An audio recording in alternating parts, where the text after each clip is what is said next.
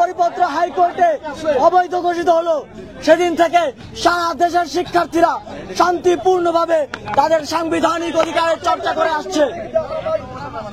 আমরা খুবই যৌক্তিক একটি দাবিতে শান্তিপূর্ণভাবে আন্দোলন করে আসছিলাম। বাংলাদেশ কখনো এত বড় স্কেল কোন মুভমেন্ট, কোন প্রকার জ্বালাও পোড়াও, অগ্নিসংযোগ, ভাঙচুর ছাড়া দেখেনি। শিক্ষার্থীরা একটি নজির সৃষ্টি করেছে শান্তিপূর্ণ আন্দোলনের। কিন্তু আমরা কি দেখলাম? প্রশাসনের পক্ষ থেকে, ক্ষমতাসীন ছাত্র সংগঠনের পক্ষ থেকে আমাদের আন্দোলনকে, শিক্ষার্থীদেরকে উস্কে দেওয়া হলো। সারা দেশে মর্মান্তিক ভাবে আমাদের আন্দোলনকারীদের উপর হামলা করা হলো।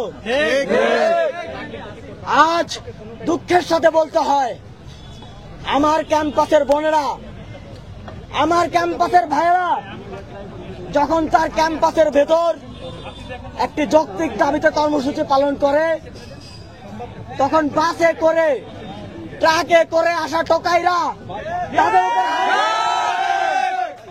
তাদের উপর হামলা করার ধৃষ্টতা দেখাতে পারে।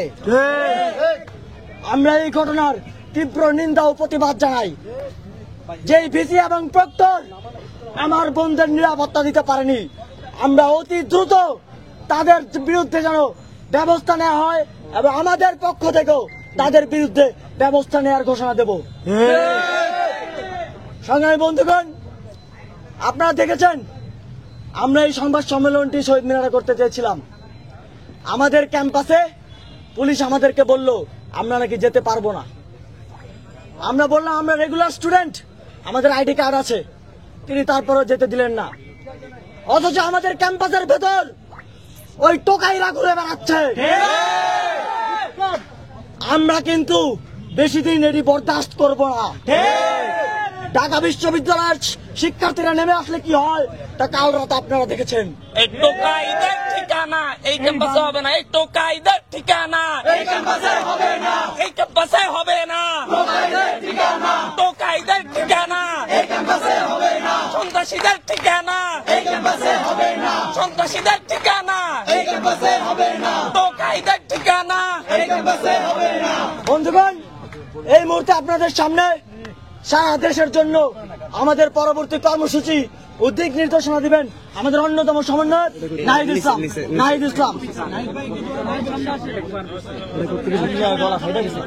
প্রিয় বন্ধুগণ, আপনারা আজকে সারাদিন দেখেছেন কি হয়েছে। ঢাকা বিশ্ববিদ্যালয়ের ইতিহাসের অন্যতম একটি মর্মান্তিক দিন আজকে ঘটেছে। আজকে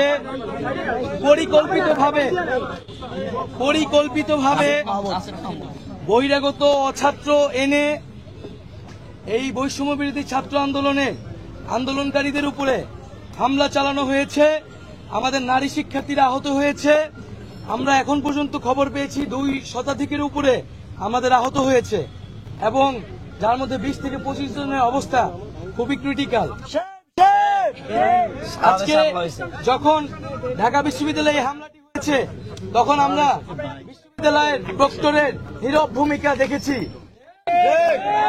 আমরা এই প্রক্টর চাই না, আমরা প্রক্টরের কাছে জবাবদিহি চাই যে এই প্রক্টর কি করে। যে প্রক্টর থাকতে ক্যাম্পাসে অছাত্ররা এসে, বহিরাগতরা এসে শিক্ষার্থীদের উপর হামলা করে এবং শুধু ঢাকা বিশ্ববিদ্যালয় আজকে সারা দেশে বিভিন্ন বিশ্ববিদ্যালয়ে শিক্ষার্থীদের উপরে হামলা করা হয়েছে। আমরা মনে করি শৃঙ্খলা বাহিনী এবং সরকার দলীয় ছাত্র সংগঠন পরিকল্পনা করছে এই আন্দোলনকে দমন করার জন্য, সহিংসভাবে এই আন্দোলনকে দমন করার জন্য। বলতে চাই, এইভাবে সহিংসভাবে এই আন্দোলনকে দমন করা সম্ভব নয়। এবং আজকে যে আমাদের কর্মসূচি ছিল, প্রধানমন্ত্রীর যে বক্তব্য, শিক্ষার্থীদের প্রতি অপমানসূচক বক্তব্য, সেই বক্তব্যের প্রত্যাহারের দাবিতে কিন্তু আজকে আমাদের কর্মসূচি ছিল। আমরা এখনো আজকের এই প্রেসিডেন্ট থেকে বলতে চাই, প্রধানমন্ত্রীর যে বক্তব্য, সেই বক্তব্যকে কিন্তু আমরা প্রত্যাহার করি, আমরা প্রত্যাখ্যান করি এবং আমরা নিন্দা জানাই যে প্রধানমন্ত্রী হয়ে সরকারের সর্বোচ্চ জায়গা থেকে আমরা আশা করেছিলাম তিনি দেশে এসে কোটা সংস্কারের যৌক্তিক সমাধানের একটা পথ দেখাবেন। তা না করে তিনি কোটা সংস্কার আন্দোলনকারীদের প্রতি যে কটূক্তি করেছেন, রাজাকারের নাতি বলে ইঙ্গিত করেছেন, এটি নিন্দনীয় এবং এর জন্য তার প্রকাশ্যে ছাত্র সমাজের কাছে দুঃখ প্রকাশ করা উচিত। আমি নই তুমি নও, রাজাকার রাজাকার আমি নই তুমি নও। রাজাকার রাজাকার। আমরা একই সাথে দেখেছি যে প্রধানমন্ত্রী শুধু আমাদের নিয়ে নয়, আমাদের শিক্ষকরা যে আন্দোলন করছে সেই শিক্ষকদের আন্দোলন নিয়েও কটূক্তি করেছেন। আমরা এটিরও তীব্র নিন্দা এই জানাচ্ছি। প্রধানমন্ত্রীর বক্তব্য প্রত্যাহার করতে হবে। আজকে সারাদিনে যা ঘটেছে, আমরা সারা দেশের মানুষের কাছে আহ্বান করব, আপনারা নেমে আসুন, আপনারা সকল শিক্ষা প্রতিষ্ঠানের শিক্ষার্থীরা নেমে আসুন, সাধারণ মানুষ নেমে আসুন, স্কুল কলেজ প্রাইভেট বিশ্ববিদ্যালয়ের সকল শিক্ষার্থীরা একযোগে নেমে আসুন এবং শিক্ষার্থীদের এই আন্দোলনকে সফল করুন এবং এই হামলার বিচার আদায় করুন।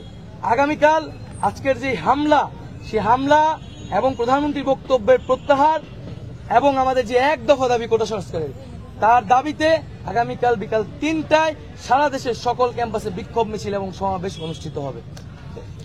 এবং সারা দেশের সকলকে আহ্বান করব যে আপনারা এই বিক্ষোভ মিছিল সমাবেশে সাধারণ মানুষকে অংশগ্রহণ করিয়ে এই মিছিলকে বড় গণজমায়েত তৈরি করুন এবং বৃহত্তর গণ আন্দোলনের দিকে আমাদেরকে যেতে হবে। কারণ এই আন্দোলন শুধু আর ছাত্রদের আন্দোলন নাই, এই আন্দোলনে যখন সরকারের জায়গা থেকে, সর্বোচ্চ জায়গা থেকে পরিকল্পনা করে উস্কানি দিয়ে এই আন্দোলনকে দমন করার চেষ্টা করেছে, সাধারণ মানুষকে এই আন্দোলনে নেমে আসতে হবে এবং আগামীকাল আমরা বিক্ষোভ মিছিল সমাবেশ করব এবং এরপর আমরা সারা দেশে অবরোধ কর্মসূচি ঘোষণা করব। সবাইকে ধন্যবাদ জানাচ্ছি আজকে যারা মিডিয়া কর্মীরা এখানে এসেছেন এবং আবারও আমরা বলছি যে আগামীকালকার বিক্ষোভ মিছিল সফল করতে হবে। আগামীকালকার বিক্ষোভ মিছিল সফল করতে হবে। আগামীকালকার বিক্ষোভ মিছিল সফল করতে হবে। শিক্ষার্থী মারা যাওয়ার একটা গুজব আছে, এই বিষয়টা ক্লিয়ার করুন। আপনাদের এই আন্দোলনে আপনারা যে স্লোগানগুলো দিয়েছেন সেগুলো বিদ্রুপাত্মক মুক্তিযুদ্ধের চেতনা বিরোধী এবং মারা গেছে কিনা আমরা কিন্তু প্রথম থেকেই বলে এসেছি যে আমাদের আন্দোলন মুক্তিযুদ্ধের যে মূল মন্ত্র সাম্য, মানবিক মর্যাদা এবং সামাজিক সুবিচার, সেই কিন্তু আমরা বৈষম্যের বিরুদ্ধে আন্দোলন করছি। আমরা মনে করি 56% কোটা বাংলাদেশে একটা স্পষ্ট বৈষম্য।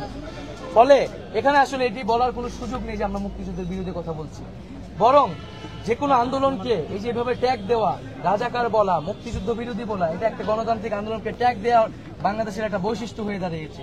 সেই জায়গা থেকেই কিন্তু সরকারের জায়গা থেকে এই ধরনের কথা বলা হয়েছে এবং এই আন্দোলনের সাথে কিন্তু রাজাকার শব্দের কোনো ধরনের সম্পর্ক ছিল না। এই সম্পর্কে সূত্রপাত কে ঘটিয়েছে?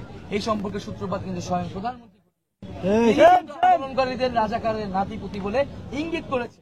তখন ছাত্ররা পাল্টা জবাব দিয়েছে, আমরা আমাদের আন্দোলন যৌক্তিক এবং ন্যায়সঙ্গত, রাজাকার বলা হোক না কি বলা হোক তাতে আমাদের কিছু যায় আসে না, আমরা জানি আমরা ন্যায়সঙ্গত আন্দোলন করছি, আমরা সেই আন্দোলন চালিয়ে যাব এবং এখানে তৃতীয় পক্ষের সুযোগের কোনো ঢুকার কোনো সুযোগ নেই। আমরা সবসময় বলছি শিক্ষার্থীদের একটা যৌক্তিক দাবি পূরণ করে দিলে এই আন্দোলন শেষ হয়ে যাবে। এখানে তো দাবি পূরণ না করে তারা কেন এই ধরনের কথা বলতেছে, এটাই আমাদের কাছে বোধগম্য হচ্ছে। একটু মৃত্যুর বিষয়টা ক্লিয়ার করবেন। বুঝতে যে 2 জন শিক্ষার্থী নিহত ঢাকা এবং আমরা এই বিষয়ে এখনো অথেন্টিক খবর পাইনি, এই জন্য আমরা এই বিষয়টি ঘোষণা করিনি, আমাদের অফিসিয়াল জায়গা থেকে ঘোষণা করা নেই। অনেকে এই বিষয়ে বলেছেন, আমরা এই বিষয়টি খতিয়ে দেখবো। আপনাদের জায়গা থেকে যদি সঠিক ইনফরমেশন থাকে আমাদেরকে দিয়ে সহায়তা করবে। ক্যাম্পাস কি এখন নিরাপদ হয়েছে মনে করছেন? ক্যাম্পাস তো অবশ্যই নিরাপদ না এবং আপনারা দেখলেন যে আমরা ক্যাম্পাসের শিক্ষার্থী হয়েও আমরা শহীদ মিনার যেতে চেয়েছিলাম, আমাদেরকে বাধা দেওয়া হয়েছে। এখানে অছাত্রদের এসে তারা হামলার সুযোগ করে দেওয়া হচ্ছে, কিন্তু যারা আন্দোলনকারী তাদেরকে কিন্তু ক্যাম্পাসে যেতে বাধা দেওয়া হচ্ছে। এবং হলের ভিতরেও নানা ধরনের সমস্যা তৈরি করছে, প্রশাসন সমস্যা তৈরি করছে। আমরা স্পষ্ট বলতে চাই এবং শিক্ষার্থীদের প্রতি আহ্বান থাকবে, আজকে আপনারা প্রতি হলে হলে প্রতিরোধ গড়ে তুলবেন।